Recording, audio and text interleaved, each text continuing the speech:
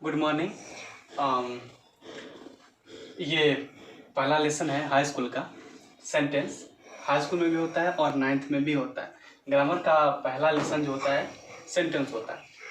Grammar क्या समझिए कि जो भी अगर आप इंग्लिश की शुरुआत करते हैं तो वहाँ पे वाक्य का होना अनिवार्य होता है। यहाँ तक कि आप जिंदगी में जो भी आप बोलते हैं, जो भी आप बात करते हैं, उस सारा का सारा क्या होता है? सेंटेंस होता है। Without sentence you can not express your language. आप अपनी भाषा का प्रयोग नहीं कर सकते, आप अपनी बातों को दूसरों तक नहीं पहुंचा सकते।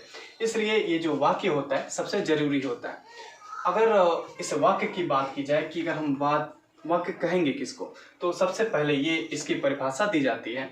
शब्दों का एक समूह जो एक भावपूर्ण अर्थ दे उसे वाक्य कहते हैं। बात सही है कि शब्दों का एक समूह होता है। जैसे अगर मान लीजिए हम कहते हैं कि गाय एक पालतू जानवर है। हमने क्या कहा कि गाय एक पालतू जानवर है, यानी कि हम इसमें एक बात कर रहे हैं कि गाय जो होती है वो क्या होती है कि एक पालतू जानवर हो रही है। 1 2 3 4 5 इसमें से 5 शब्द आए हैं जिनका मतलब सीधा सीधा यही होता है कि हम अपनी बातों को कह रहे हैं और ये शब्दों का समूह होता है जिसका एक अर्थ यहाँ पे हमको मिल रहा है। इसलिए उसको हम क्या बोलेंगे? सेंटेंस बोलेंगे, यानी कि वाक्य बोलेंगे। मान लीजिए पालतू जानवर एक है गाय, अगर ऐसे बोल देते तो शब्दों का समूह तो है लेकिन उसका कोई अर्थ नहीं आ रहा है, जिसके वजह से ये वाक्य नहीं कहलाएगा। यही कारण है। और दूसरा एग्जाम्पल होता है कि राम स्कूल जाता है। कौन स्कूल जाता है? राम जाता है। काम क्या हो रहा है? स्कूल को जाने के लिए। कौन कर रहा है? राम कर रहा है।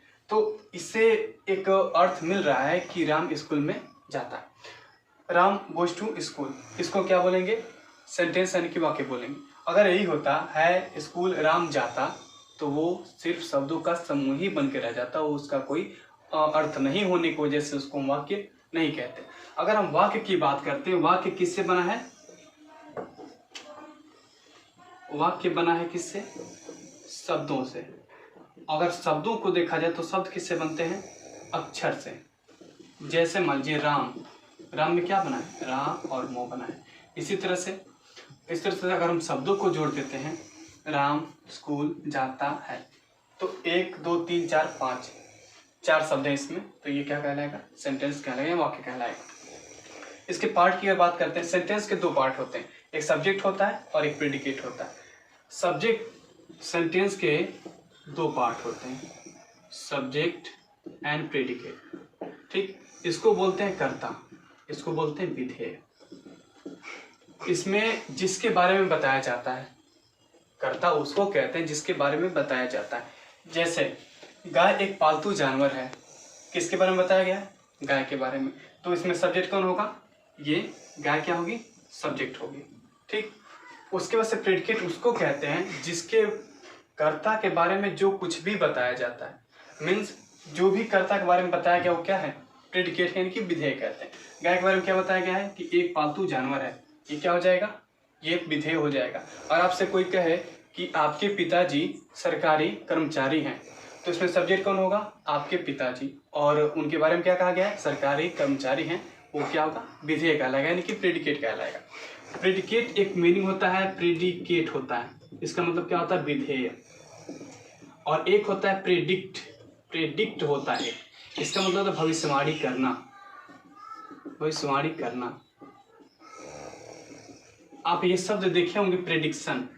प्रेडिक्शन शब्द आता है जब आप मैच देखते हैं तो वहाँ पे दिखता है प्रेडिक्टेड स्कोर, यानी कि भविष्य की स्कोर, जो हम एक अनुमानित स्कोर का शब्द का प्रयोग करते हैं तो हम प्रेडिक्शन की हम बात करते हैं, जो कि भविष्य को दिखाता है। सिर्फ इन दोनों अक्षरों के बदलने से इसका अर्थ बदल जाता है। तो ये तो सिर्फ था कि सेंटेंस क्या होते हैं, उसके कितने पार्ट होते हैं। इसके बाद हम पढ़ेंगे कि इस सब्जेक्ट के कितने पार्ट होते हैं और प्रेडिकेट के कितने पार्ट होते हैं।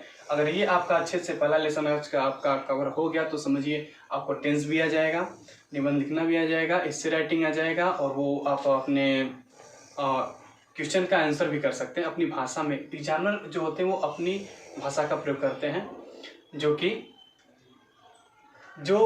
एग्जामिनर ये चाहता है कि आप अपने भाषा का प्रयोग करें, अपने मन से आप उत्तर दीजिए, न कि किताबी भाषा से।